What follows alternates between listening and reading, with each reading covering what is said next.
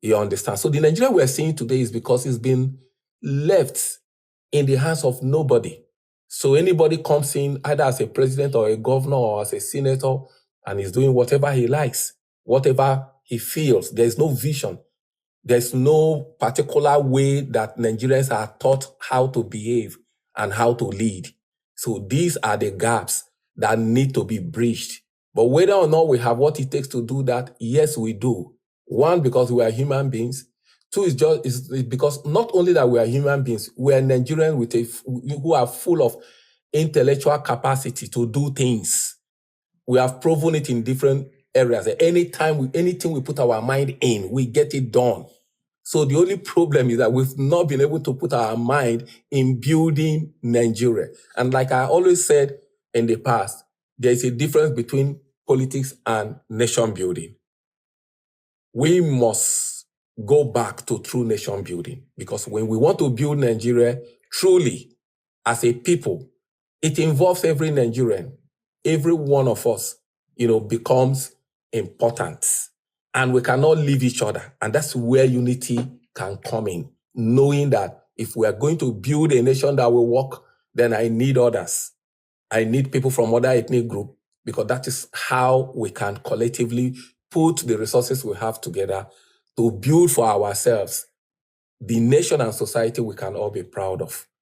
So in view of the future, we have the capacity to change and correct all the errors of the past, and then launch Nigeria into her wheel of progress.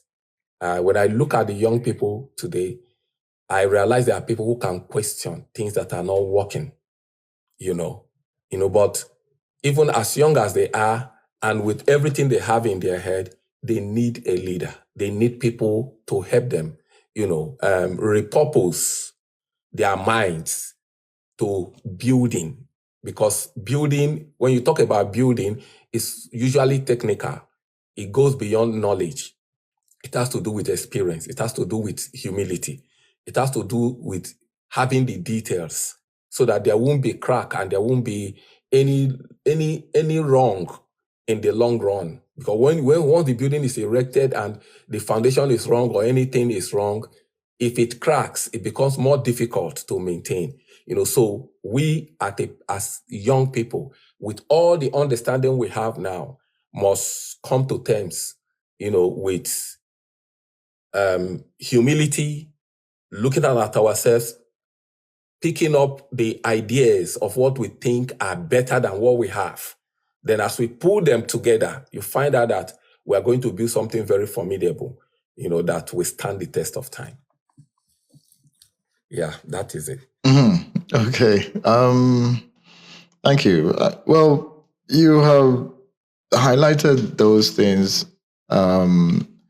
especially from a concerned Nigerian's point of view, which is why we're here. Now, what we discussed here, or rather what Mr. Chris just gave us, is a clear understanding between politics and nation building. These are two different things completely. And you'd have to ask yourself you'd have to ask yourself the question at some point, where do you find yourself and where can you leverage? If you're not a politician, yes, you can engage in the political discourse, but there's only so much you can do without it becomes either entertaining, daunting, or downright just frustrating. But if you get involved in a kind of nation-building process where your Nigerianness, per se, in this regard, showcases itself, then you find yourself engaging in creative activities.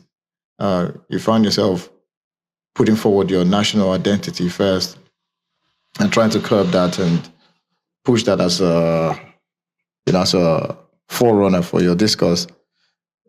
It's long term when you're talking nation building. It's long term because it's generational and it's transformative. I think that's one of the key differences, where you have political situations where they have cycles. One person is targeting 4 years or maybe 8 years and is thinking, I can get in there and make as much money as I can and get out and I have immunity and nobody disturbs me after I live my life and it's all good. But the citizens have to focus on nation building because they are the ones who are going to remain. But like Mr. Chris said, without a vision, it's difficult to see direction. And that direction at this point in time, I think it's where we are lacking, if anything, as a collective. It's not that it's not there.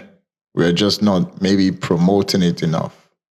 We're not speaking about it enough. We're not shouting about it enough, or we're not trying to bring it in enough into the discussion that, for us to be motivated by anything, it really should be by nation building. That's the driving force that keeps us as a collective to put our welfare forward and then push for, civic sustainability. Mr. Chris, it's been a long journey, and to be fair, what we're seeing at this point in time, at least from my lens, is awakening. So for the last 3 years, I would say you have more Nigerians talking about a new Nigeria being possible, in as much as they might be talking about it from, just from a slogan point of view, or from a political point of view, or from, just general consciousness point of view. What do you see as an advantage for this phrase being propagated now within the Nigerian space? Oh, thank you for that question. And I think it's interesting. For the first time, the question is awakening a new consciousness in me, talking about what it really means, because it's been used. As a person, I've used it for a long time, but as you were asking the question, what came to my mind is that when we are talking about a vision, when we're talking of a vision, something must express the vision. And I believe that a new Nigeria is possible has become the vision every Nigerian must look at and then use it as a launch pad. Vision is what is possible. Something is possible when you walk towards it, when you walk to ensure it comes to pass. Vision cannot become unless somebody does something about it. So it becomes a statement or a political statement when it is used without intention of what it represents. Because when we talk about a new Nigeria being possible, we're saying that it can only be possible because if you go into the details, thank God I've been able to put it in black and white. If you go into the details, it will tell you it is possible if and if and if. There are so many ifs there, up to 100 or 200 ifs. Knowing that what it entails to build a nation is not what we have seen over the years, and that's why it has not transformed Nigeria. I don't think mineral resources is what it takes to build a nation. I don't think the availability of cash in the system is what it entails to build a nation. Yeah. I don't think that it's availability of political parties and people in politics or in public leadership is what it entails to build a nation. No, what it entails to build a nation is character, the character of the people.